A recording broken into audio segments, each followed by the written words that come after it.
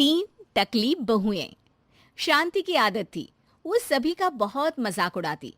एक दिन उसके दरवाजे एक साधु बाबा आते हैं जिनके बाल लंबे लंबे होते हैं। बेटी, बाबा भूखा है, कुछ खाने को दे दे। हाँ बाबा आई, खाने को तो बनाया है लेकिन अपने लिए, आपके लिए तो ये ब्रेड है, ले लो। बेटी, बाबा रोटी खाना चाहता है।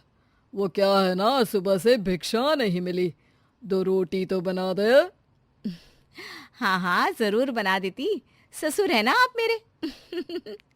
वैसे बाबा, बालों में कौन सा तेल लगाते हैं जो इतने लंबे काले और घने बाल हैं? पहले राज बताओ, फिर मैं रोटी बनाती हूँ। बाबा को शांति की बात पर गुस्सा आ जाता है। तू बाबा का मजाक उड़ा रही है? जा, मैं तुझे श्राप देता हूं कि तू गंजी हो जाएगी। शांति बाबा की बात पर जोर जोर से हंसती है। श्राप? अरे श्राप तो ऐसे बोल रहे हैं जैसे भगवान हो। अरे इतनी ही बात पूरी हो जाती है तो भूखे क्यों घूमते हो? रोटी मांग लिया करो ना। मूर्ख लड़की, तू तो मजाक उड़ाने से बाज ही नहीं आ रही। मैं तुझे और श्राप देता हूं कि तेरे घर में जो भी औरत आएगी सब गंजी हो जाएगी। बाबा वहां से चला जाता है और शांति के बाल धीरे धीरे झड़ने शुरू हो जाते हैं और एक दिन तो वो पूरी टकली हो जाती है और वो अपने पति से कहती है, हाय रे, इस शहर का पानी भी ना कितना गंदा है। एक मेरे मायके का पानी था जिससे नहाने से बाल ही बाल लहराते थे, और एक तुम्हारा शहर। गंजी हो गई हूं मैं। अरे पर मैं ठीक हूं, मेरे 3 लड़कों के बाल ठीक है, एक तेरे ही बाल कैसे चलेगा? बात तो कोई और लगती है। लेकिन शांति को जरा सा भी बाबा का श्राप याद नहीं होता। खैर, दिन बीतते हैं, शांति को विग लगाने की जरूरत पड़ जाती है और एक बार पड़ोसन आती है। अरे शांति, तेरे ना तो सास घर में ना ससुर, क्यों सारा दिन सर ढकी रहती है? इतनी संस्कारी तो तू है नहीं। हाँ। अरे क्या बताऊं, पूरे बाल झड़ गए, टकली हो गई हूं मैं, टकली।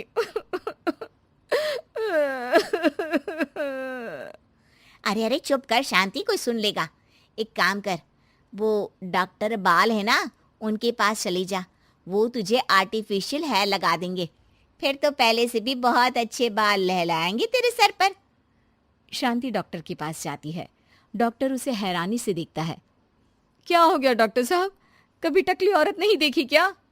अरे देखी तो है, लेकिन इतनी टकली नहीं देखी।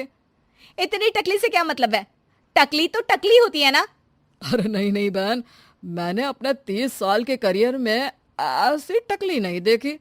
अरे ठीक है ठीक है, पहले मेरे सर में बाल उगाने का कितना लगेगा ये बताओ।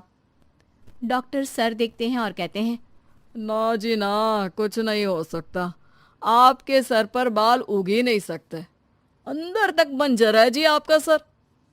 शांति मुंह लटकाकर घर आ जाती है। अब कभी वो नकली बाल लगाती तो कभी पल्ले से सर ढकती। दिन बीतते हैं और उसके 3 लड़के बड़े हो जाते हैं।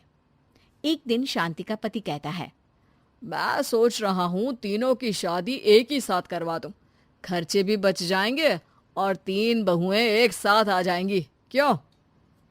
हाँ वो तो ठीक है, लेकिन मेरी एक शर्त है।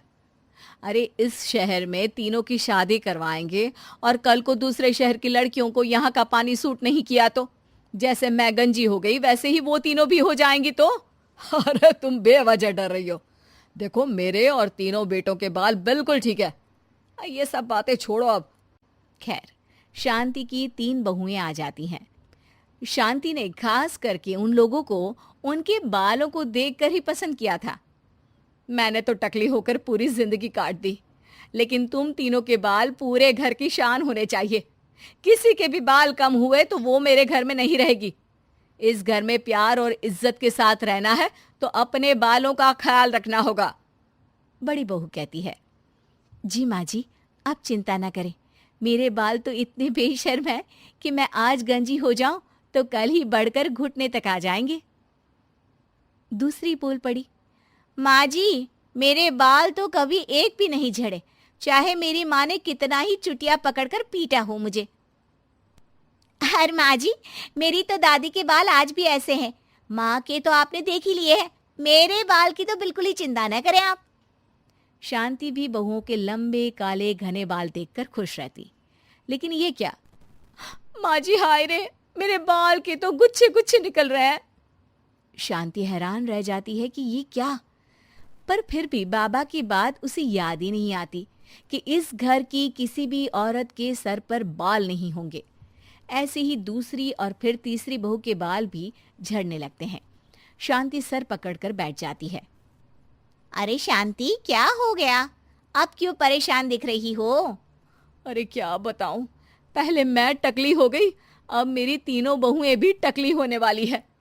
देख शांति, अब तो मामला कुछ और दिख रहा है। कहीं कभी किसी ने तुझे कोई श्राप तो नहीं दिया? अब शांति का माथा ठनकता है और उसे वो बाबा याद आ जाते हैं। अरे हाँ हाँ, वो बाबा आए थे 20 साल पहले। फिर शांति उसे सारी बात बता देती है, लेकिन उसके 2 ही दिन में उसकी बाकी की तीनों बहुएं भी गंजी हो जाती हैं। हाय रे, पापा ने कहा शादी करवा दी, मैं तो गंजी हो गई। ये सब सासू माँ को मिले उस श्राप के कारण है। और कैसे हम लोगों को बोल रही थी बाल नहीं तो घर पे रहने नहीं देंगी। अरे केस कर दो ऐसी औरत पर।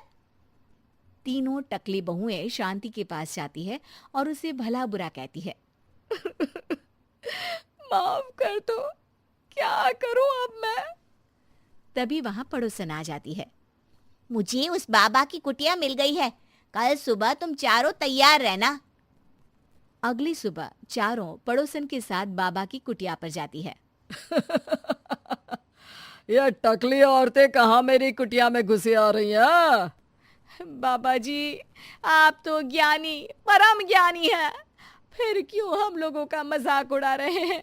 ये शोभा नहीं देता आपको। तो क्या तुझे शोभा देता था जो आज से 20 साल पहले तूने मेरा मजाक उड़ाया था? बाबा मुझे माफ कर दो, मैंने तो जैसे तैसे जिंदगी काट ली, लेकिन इन बच्चियों का क्या कसूर है? मेरी सजा इन्हें ना दे। लाख मिन्नतों के बाद बाबा कहते हैं, ठीक है, मान लिया, लेकिन आज के बाद किसी का मजाक उड़ाया तो? नहीं नहीं बाबा जी, मैं तो किसी का मजाक नहीं उड़ाती हूँ, मेरे तो संस्कार ही ऐसे नहीं है। हाँ बाबा जी, किसी ज्ञानी बाबा का मजाक उड़ाना तो बहुत बड़ा पाप है। तीसरी भी बाबा से माफी मांगने लगती है। बाबा, मैंने अपनी पूरी जिंदगी ऐसे ही निकाल दी है, प्लीज अब मेरे बाल भी मुझे